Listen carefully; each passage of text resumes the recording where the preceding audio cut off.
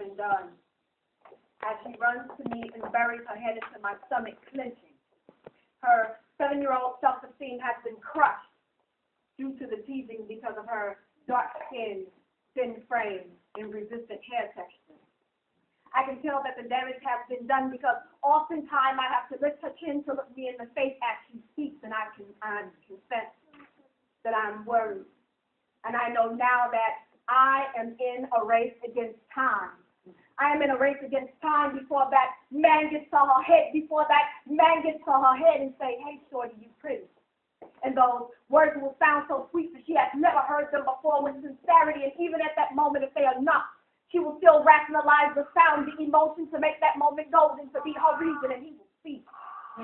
He will see through to her broken spirit that has been trampled the majority of her days, and she will believe him.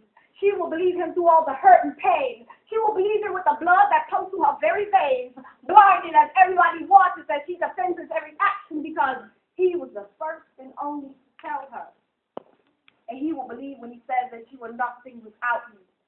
And she will believe when he says that no one loves you but me, because he was the first and only to tell her that she was pretty. That her dark skin was a sign of life's fullness versus the black emptiness she feels in her heart due to the mindless, emotionless taunts of children and adults alike, because harsh judgment is a trained behavior. And see, when he leaves, she will be on that search again for that word, for that familiar action of the first man, because when he left, he took what she knew as her identity on an endless search to validate her self-worth, on an endless search to validate her self-worth and her worthiness to be loved. Because no one ever showed her how to look within.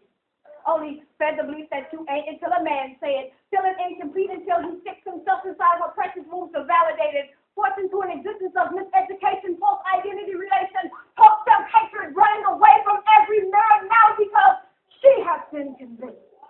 And she will keep rotting, and she will keep rotting to the point where her soul will get tired and ask for her to stop for one moment. For one moment to catch her breath and to remember why she stopped running in the first place. Confronted by her mentality, she will be hurt.